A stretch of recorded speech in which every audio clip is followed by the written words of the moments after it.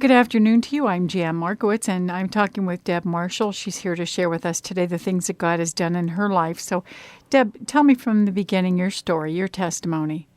Well, Jan, when I was a freshman in college, this was back in the spring of 1976, I got pregnant. I was in a relationship with my boyfriend, and I got pregnant and decided to have an abortion. And this was about 3 years after abortion had become legal. And I really, at that time, I didn't think I'd done anything wrong. To me, this was just, actually, it felt like it was the only option that I had. I had my whole life in front of me, my college career. I couldn't imagine, stopping all that and getting married and starting a family. Were your parents supportive about you having an abortion as well? My parents didn't know about it. Oh, okay. As a matter of fact, no one knew about it except my boyfriend and I at that time. And I kept that a secret for 33 years. Wow. I never told anyone about it. And I found through abortion recovery that is what happens to most women. They keep it a secret. And so it was, at that time, back in the 1970s, I really felt like I was doing a very grown-up, liberated woman type thing, when in reality, something inside of me knew that it wasn't right because I never told anyone about it. Mm-hmm. Were you a Christian at the time? I was raised in a church, and I actually went to a church-related school, but I don't think that I had a personal relationship with Jesus Christ. Right. I consider myself to be, a devout person in my faith, but, obviously that didn't carry through in every aspect of my life. And sometimes being that young and fear takes over, like you said, you just don't know what to do, and you didn't have support around you because you weren't able to let anybody know out of fear, and so you didn't have that support to help you to make any other decision. Well, and unfortunately, the place I turned to for support was a clinic that actually, recommended abortions. That was I went to this clinic and found out that I was 7 weeks pregnant, and they told me about a clinic in my hometown where I could get an abortion. How were you able to afford to have an abortion? How did you pay for it without anybody knowing about it? I had some money saved in the bank. I got that money, and the very next weekend, I had an abortion, and, it was over. I was led to believe that, this was a simple solution, and I was determined that it was never going to happen again, and it never did happen again.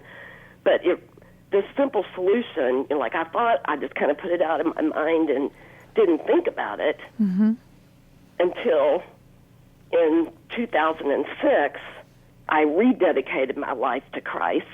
And I was baptized at Northside Christian Church in Wadsworth. And about a year and a half after being baptized, I was baptized on November 19th, 2006. And then about a year and a half after that, after I'd been going through Bible studies, and actually prior to joining Northside, I did not own a Bible. Now I have 4. So I really was learning about what God has to say. And God had more plans for me. Before we get on to what those other plans were, could we talk a little bit about what was it like all those years, knowing deep inside that you had had an abortion, you kept it a secret?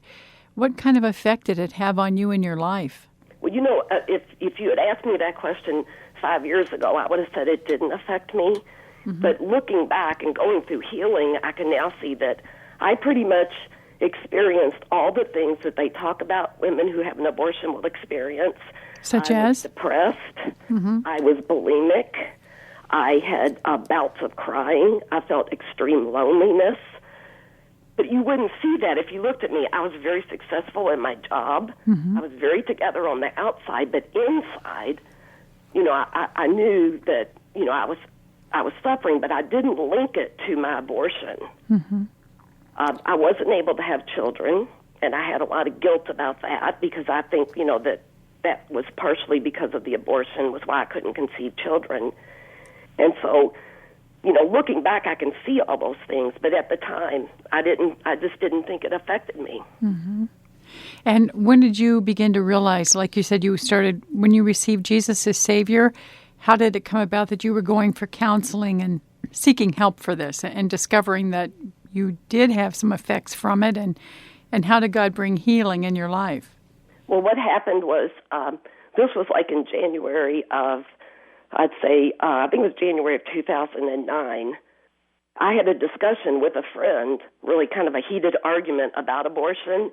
And it's funny because back in the 70s, in my early 20s, I often had discussions about abortion, and I, was really pro-choice, that a woman had the right to choose, and, we had the right to, take care of our own bodies, and that it really was just tissue. It wasn't a baby. I had lots of discussions about when life began. But this time now, because God had changed my heart, through His Word, my mind had been transformed and my heart had been transformed. He opened up your eyes to the truth. Mm-hmm. Yes. And so now I was on the other side of the argument. And then this was WCRF ran some kind of a radio program. It was called the Sanctity of Life series. Yes. Mm-hmm. And it was like every time I got into my car, I heard somebody talking about abortion. Every time I turned my radio on at home, they were talking about abortion, and God just kept putting this issue in front of me. Now, 10 years ago, I would have turned the channel because I wouldn't have wanted to listen to it. Mm-hmm. But now I wanted to listen because God had prepared me to be able to hear this and start looking at it. And then one day I was looking through, because I'm involved with women's ministries at my church, and one day I was looking through a women's ministry catalog, and I came across this advertisement for a Bible study called Surrendering the Secret, Healing the Heartbreak of Abortion. And I just knew that God wanted me to talk to the people at my church and get this study, go through it myself, and then to be able to offer this to other women. And that was very brave of you to do that and to be obedient to the Lord.